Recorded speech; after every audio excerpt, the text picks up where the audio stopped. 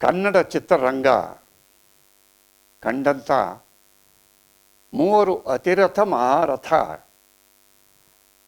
ನಾಯಕ ನಟರು ರಾಜ್ಕುಮಾರ್, ಉದಯ್ ಕುಮಾರ್, ಕಲ್ಯಾಣ್ ಕುಮಾರ್.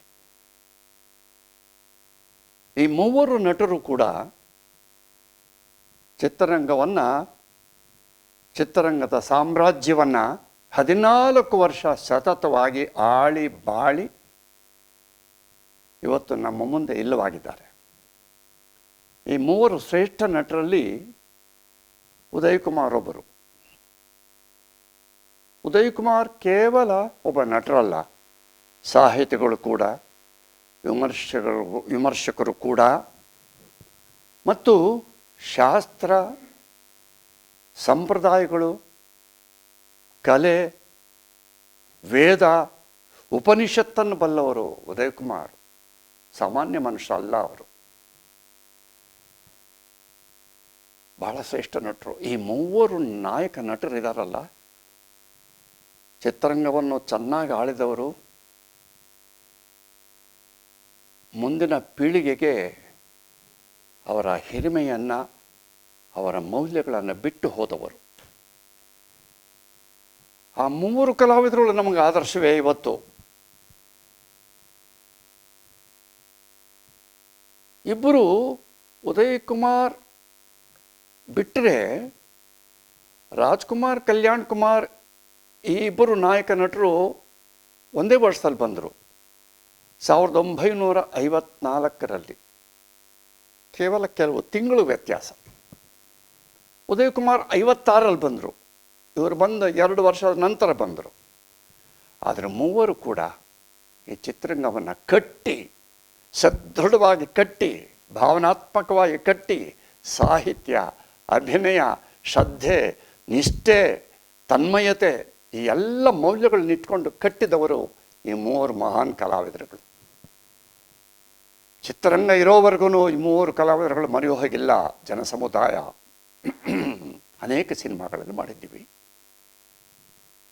ಆದರೆ ಅವರಲ್ಲಿ ಕಂಡಿದ್ದು ನಾನು ವಿಶೇಷವಾದಂಥ ಸಾಹಿತ್ಯ, ಸಂಭಾಷಣೆ, ಭಾವಪೂರ್ಣವಾದಂಥ ಅಭಿನಯ,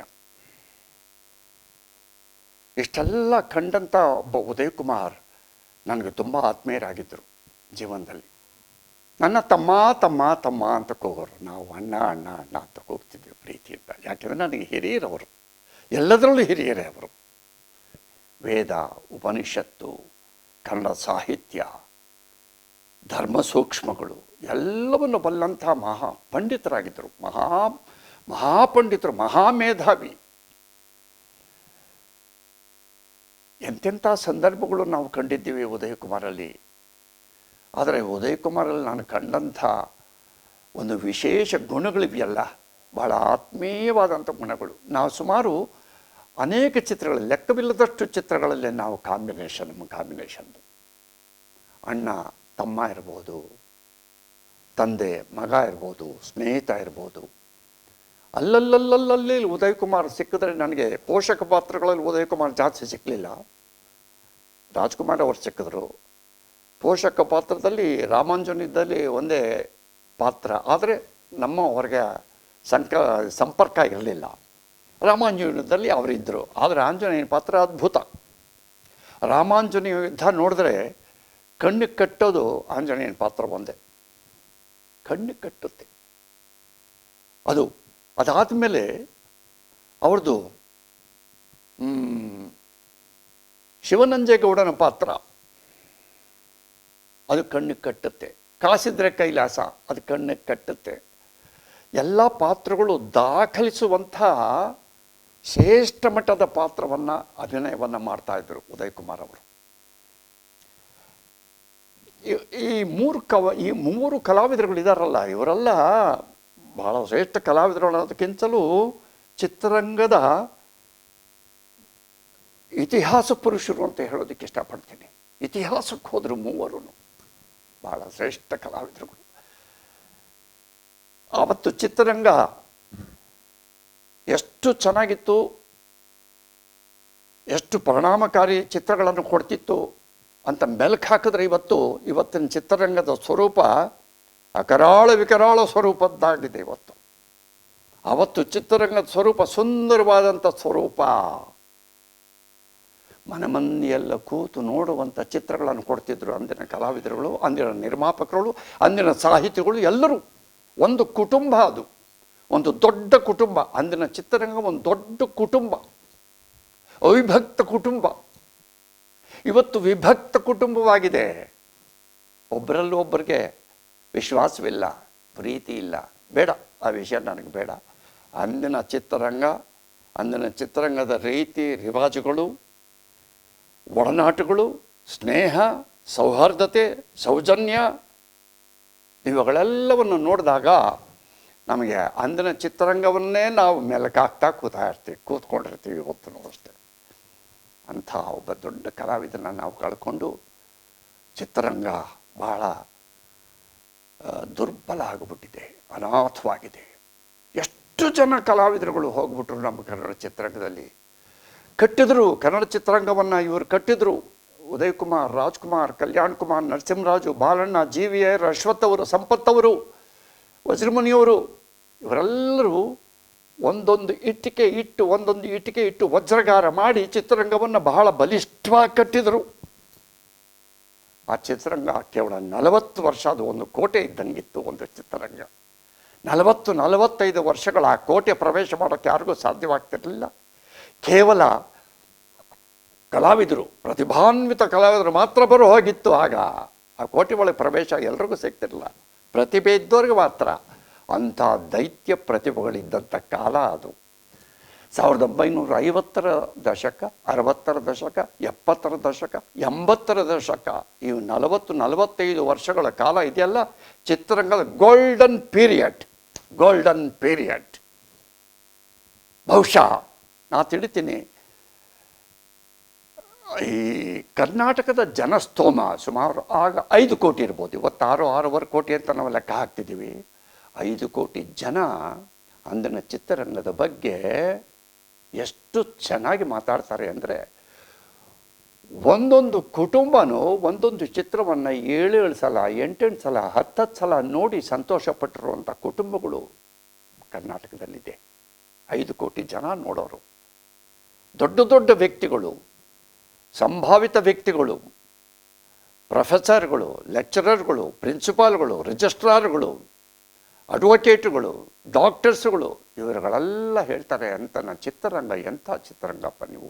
ಏನು ನಮಗೆ ಕೊಟ್ಟಂಥ ಮೌಲ್ಯಗಳು, ನೀವು ನೈತಿಕ ಶಿಕ್ಷಣವನ್ನು ಕೊಟ್ಟಿರಿ, ಆಧ್ಯಾತ್ಮಿಕ ಶಿಕ್ಷಣವನ್ನು ಕೊಟ್ಟಿದ್ದೀರಿ, ಸಾಮಾಜಿಕ ಶಿಕ್ಷಣವನ್ನು ಕೊಟ್ಟಿದ್ದೀರಿ, ಎಲ್ಲ ರೀತಿಯ ಶಿಕ್ಷಣವನ್ನು ಕೊಟ್ಟು ಸಮಾಜವನ್ನು, ಕುಟುಂಬವನ್ನು ಬೆಳೆಸಿದ್ದೀರಿ.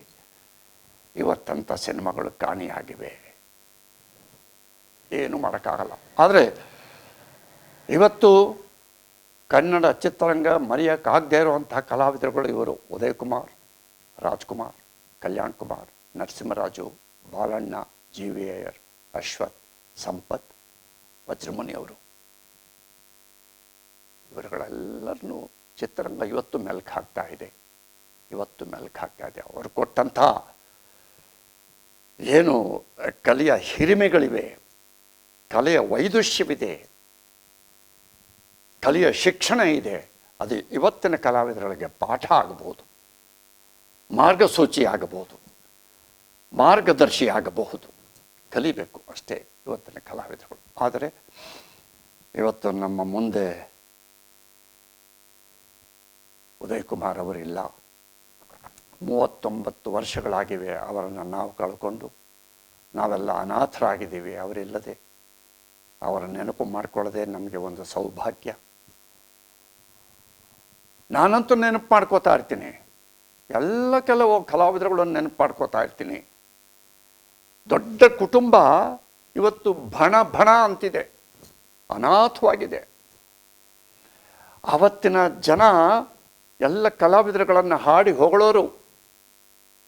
ನಾವು ಕೇಳಿ ಸಂತೋಷ ಪಡ್ತಿದ್ವಿ. ಜನಗಳ ಬಾಯಲ್ಲಿ ಅಂದನ ಕಲಾವಿದರುಗಳನ್ನು, ಸಿನಿಮಾಗಳನ್ನು ಕುರಿತು ಹೊಗಳ್ತಾ ಇದ್ದರೆ ನಮಗೆ 2 ಕಿವಿ ಸಾಲದು, ಮೈಯೆಲ್ಲ ಕಿವಿ ಮಾಡ್ಕೊಂಡು ಕೇಳ್ತಾ ಇದ್ವಿ. ಇವತ್ತಂತ ಹೊಗಳೋ ಜನ ಇಲ್ಲವೇ ಇಲ್ಲ. ಯಾಕೆಂದರೆ ಆ ಹೊಗಳಿಕೆಗೆ ಅರ್ಹವಾಗುವಂಥ ಚಿತ್ರಗಳಿಲ್ಲ, ಹೊಗಳುವಂಥ ಜನ ಇಲ್ಲ. ಹಾಗಾಗಿದೆ. ಏರ್ಪೇರು, ಭಾಳಷ್ಟು ಏರ್ಪೇರು ಆಗೋಗ್ಬಿಟ್ಟಿದೆ ಚಿತ್ರರಂಗದಲ್ಲಿ. ಅವತ್ತು ಚಿತ್ರರಂಗ ಎಲ್ಲಿತ್ತು ಅಂತಂದರೆ ಗಗನದ ಶಿಖರದಲ್ಲಿತ್ತು, ಗಗನದಲ್ಲಿತ್ತು. ಇವತ್ತು ಚಿತ್ರರಂಗ ಪ್ರಪಾತಕ್ಕೆ ಬಿದ್ದೋಗ್ಬಿಟ್ಟಿದೆ. ಇದನ್ನು ನಾನು ಹೇಳಿದ್ದೀನಿ, ಮಾಧ್ಯಮಗಳಲ್ಲಿ ಹೇಳಿಬಿಟ್ಟಿದ್ದೀನಿ. ಚಿತ್ರರಂಗ ಎಲ್ಲಿದೆ ಅಂದರೆ ಪ್ರಪಾತಕ್ಕೆ ಬಿದ್ದೋಗಿದೆ. ಅದನ್ನು ಎತ್ತಬೇಕಾದ್ರೆ ದೇವರೇ ಬರಬೇಕು. ಕಲಾವಿದರ ಕೈಲಾಗಲ್ಲ, ನಿರ್ಮಾಪಕರ ಕೈಲಾಗಲ್ಲ, ಸಾಹಿತಿಗಳ ಕೈಲಾಗಲ್ಲ. ಅಂಥ ಸಾಹಿತಿಗಳೂ ಇಲ್ಲ, ಅಂಥ ನಿರ್ಮಾಪಕರುಗಳು ಇಲ್ಲ, ಅಂಥ ಕಲಾವಿದರುಗಳಿಲ್ಲ, ಅಂಥ ನಿರ್ದೇಶಕರುಗಳು ಇಲ್ಲ. ಈಗ ಎಲ್ಲ ಇದ್ದಾರೆ, ವ್ಯಾಪಾರಕ್ಕೋಸ್ಕರ ಬರ್ತಾರೆ, ವ್ಯಾಪಾರ ಮಾಡ್ಕೊಂಡು ಹೋಗ್ತಾರೆ ವಿನಃ ಅಂದಿನ ಕಲಾವಿದರುಗಳು, ಅಂದಿನ ಸಾಹಿತಿಗಳು, ಅಂದಿನ ನಿರ್ದೇಶಕರು, ನಿರ್ಮಾಪಕರುಗಳು ವ್ಯಾಪಾರ ಮಾಡೋ ಉದ್ದೇಶ ಇರಲಿಲ್ಲ. ಕಲೆ ಜನ ಸಮುದಾಯಕ್ಕೆ ಕಲೆಯ ರೂಪದಲ್ಲಿ ಕೊಡಬೇಕಾದಂಥ ಶಿಕ್ಷಣ ಎಲ್ಲವನ್ನು ಕೊಟ್ಟಂಥವರು ಕಲಾವಿದರುಗಳು. ಇವತ್ತು ಕೇವಲ ವ್ಯಾಪಾರೀಕರಣವಾಗಿದೆ ಕಲೆಯಾಗಿ ಉಳಿದಿಲ್ಲ. ಸಿನಿಮಾ ಅನ್ನೋದೇ ವ್ಯಾಪಾರೀಕರಣವಾಗಿದೆ. ಅವತ್ತಿಗೂ ಇವತ್ತಿಗೂ ಅಜಗಜಾಂತರ ವ್ಯತ್ಯಾಸವನ್ನು ನಾವು ನೋಡ್ತಾ ಇದ್ದೀವಿ. ಜನ ಸಮುದಾಯ ಇವತ್ತು ಈ ಹಿಂದಿನ ಕಲಾವಿದರುಗಳನ್ನು ಯಾವತ್ತೂ ಮರೆಯೋಕ್ಕೆ ಸಾಧ್ಯವೇ ಇಲ್ಲ ಅಂತ ಇವತ್ತು ಮೆಲುಕು ಹಾಕ್ತಾ ಇರ್ತಾರೆ. ನಾವು ಮೆಲುಕು ಹಾಕ್ತಾ ಇರ್ತೀವಿ. ನಮಗೆ ದುಃಖ ಆಗಿದೆ. ಅಂಥ ಕಲಾವಿದರುಗಳು 100 ವರ್ಷ ಇದ್ದರೆ ಚೆನ್ನಾಗಿತ್ತಲ್ಲ. ರಾಜ್ಕುಮಾರ್ 100 ವರ್ಷ, ಉದಯ್ ಕುಮಾರ್ 100 ವರ್ಷ, ಕಲ್ಯಾಣ್ ಕುಮಾರ್ 100 ವರ್ಷ, ನರಸಿಂಹರಾಜು, ಬಾಳಣ್ಣ, ಜೀವೇಯ, ಅಶ್ವಥ್ ಅವರು, ಸಂಪತ್ ಅವರು, ಇವರೆಲ್ಲ 100 ವರ್ಷ ಇದ್ದಿದ್ರೆ ಇವತ್ತಿಗೂ ಇದ್ದಿರೋರು, ಅವರು ಪ್ರಸ್ತುತವಾಗಿ ಇವತ್ತಿಗೂ ಇದ್ದಿರೋರು. ಆದರೆ ಏನು ಮಾಡೋದು, ಕಾಲ ಅವರನ್ನು ತನ್ನತ್ತ ಸೆಳ್ಕೊಂಡ್ಬಿಡ್ತು ಕಾಲ. ಹಾಗಾಗಿ ಕೆಲವು ಕಲಾವಿದರು ಅವರ ಜೊತೆಯಲ್ಲಿ ಅವರ ಸಂತೋಷವನ್ನು, ಅವರ ಕಲೆಯನ್ನು ಕಂಡು ಉಂಡು ಹಂಚಿಕೊಂಡಂಥ ಕಲಾವಿದರುಗಳು ಕೆಲವು ನಾವು ಉಳಿದಿರೋದು. ನಾನು, ಶ್ರೀನಾಥ್ ಅವರು, ಶಿವರಾಮಣ್ಣ ಅವರು, ಇಂಥವ್ರು ಕೆಲವು